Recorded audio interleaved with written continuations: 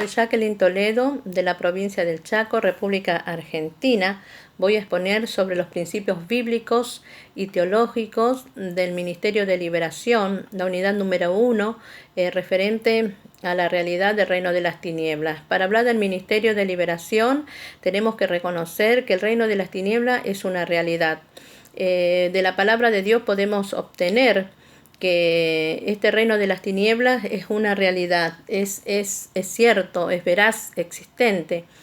Y debemos concientizarnos acerca de las consecuencias que nos reportan el no reconocer esta realidad. También podemos conocer mejor a nuestro enemigo si queremos ser efectivos.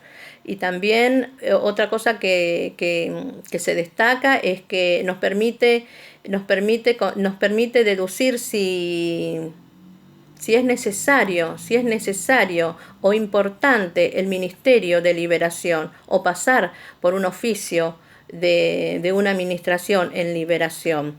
El reino de las tinieblas es un reino bien organizado, muy bien organizado, con funciones específicas, ¿sí? Y esas funciones específicas y esa organización lo vemos en la palabra de Dios, porque en Efesios 6:12 dice que nos dice la palabra que nuestra lucha no es contra carne y sangre, sino contra principados, potestades, gobernadores de las tinieblas, huestes espirituales de maldad en las regiones celestes. Está muy bien determinado, y con la intención continua y perpetua de destruir la creación de Dios y los hijos de Dios, porque al no poder destruir a Dios, está enfocado en hacerlo a su creación y máxime a los hijos de Dios que tienen una comisión. Ahora, este reino de las tinieblas, ¿cómo opera? ¿Sí? Ha diseñado él un sistema para tener cautivos y esclavos a la humanidad y también a los hijos de Dios en el error, en el engaño. ¿Sí? Y lo hace por medio de creencias, por medio de filosofías, cuyo fin es apartar a los hijos de Dios de la verdad y mantenerlos en el error, en la mentira, para destruirlos, así también como a la creación, cegándole el entendimiento para que no les resplandezca la luz del Evangelio de la gloria de nuestro Cristo amado. ¿Sí? ¿Y cómo lo hace?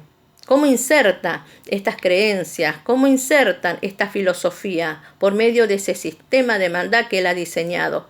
¿Sí? A través de la música, de la moda, a través de la tecnología, a través de la religión. ¿Sí? Estas son las vías por donde opera este reino de las tinieblas. Y el Señor es muy celoso en hacernos una exhortación a cuidarnos de este reino de las tinieblas cuya finalidad por generaciones ha sido destruirnos.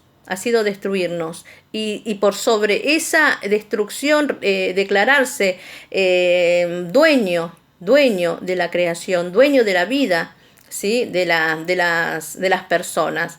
Por eso es que en Romanos capítulo 12, versículo 2, podemos ver que el Señor nos dice que no nos conformemos a este siglo. También nos dice en Primera de Juan, capítulo 2, 15, 17, que no amemos al mundo ni lo que está en el mundo.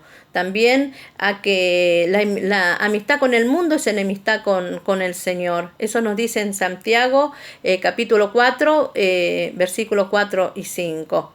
El Señor es muy claro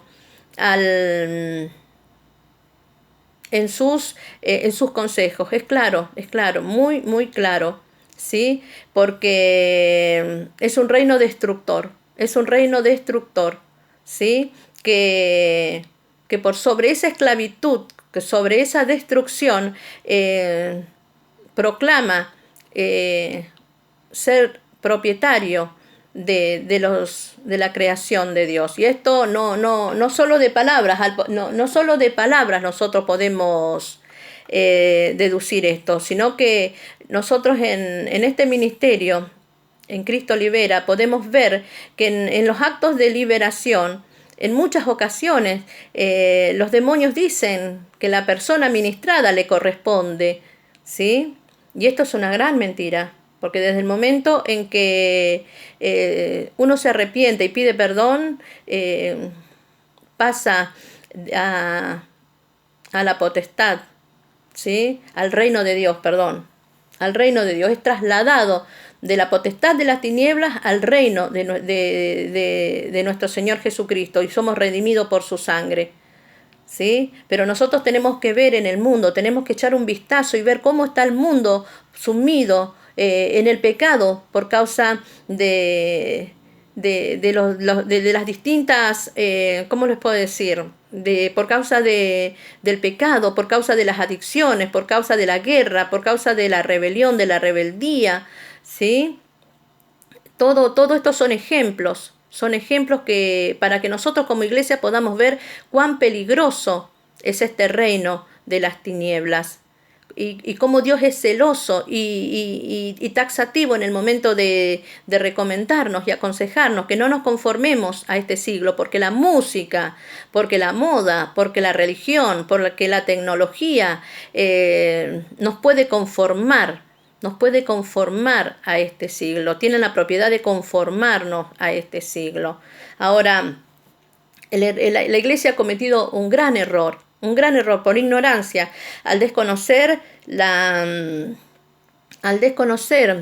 o no reconocer el reino de las tinieblas, porque ha ignorado sus maquinaciones y le ha dado ventaja, ¿sí? El enemigo tranquilamente, nadie lo estorbó al enemigo en llevar a cabo sus estrategias, al inducir a la iglesia y seducirlos a los pecados sexuales, ¿sí? A infiltrar a sus emisarios dentro de la iglesia, a efectuar trabajos sobre los ministros y también sobre la iglesia, ¿sí? El desconocer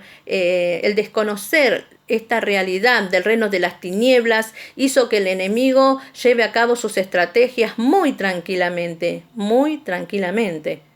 ¿sí? Pero nosotros tenemos que hacer una evaluación de los daños. Y es muy bueno que lo hacemos por medio que tenemos la palabra para hacernos esa evaluación. ¿Cuál es el versículo o cuál es el pasaje de la palabra de Dios que nos lleva a hacer esa observación, esa evaluación? Efesios 6, capítulo 6, del pasaje del versículo 10 al versículo 13. ¿Sí? La orden divina es: fortaleceos en el Señor y en el poder de su fuerza, vestíos con la armadura de Dios, tomad la armadura de Dios, para que podamos estar firmes contra las acechanzas del diablo, para que podamos resistir en el día malo a esos principados, potestades, gobernadores de las tinieblas, que son demonios, y habiendo acabado todo, estar firmes. Ahora, ¿estamos firmes? Ahora es bueno examinarnos. ¿Estamos firmes? Porque si no estamos firmes, hemos sido infiltrados por el enemigo. Hemos sido infiltrados por este reino de las tinieblas. Este enemigo de las tinieblas ha derribado nuestro sistema de defensa espiritual, ¿sí? Y nos ha debilitado, nos ha hecho vulnerables. Así como lo hizo en el Antiguo Testamento a través de Balaam. ¿Sí? Que fue escogido por el enemigo para maldecir al pueblo de Dios, y como no lo pudo hacer, se infiltró para contaminarlo. Si nosotros podemos hacer un examen y darnos cuenta de que no estamos firmes, podemos concluir que el ministerio de liberación es una necesidad personal y también ministerial. La iglesia lo necesita. Uno de los errores muy grandes, tan grandes, es creer que los hijos de Dios no pueden estar endemoniados, no pueden tener entes demoníacos. Eso es un error también que cometió la iglesia, ¿sí? Y por la palabra nosotros podemos darnos cuenta que los hijos de Dios también pueden estar, pueden contener esos entes. Y también a través de las ministraciones. Nosotros en el Ministerio Cristo Libera vemos que los que son ministrados son hijos de Dios. son hijos de Dios. Entonces, tanto la palabra de Dios avala los hechos. Cuando vemos esas ministraciones son sobre los hijos de Dios. ¿Cuántos de todos nosotros hemos sido pasados por esa ministración? Hemos sido liberados. ¿Sí? La iglesia en este momento está siendo expuesta, es expuesta a estos bombardeos continuos. ¿Sí? Muchos corazones, muchas mentes están infiltrados, ¿sí?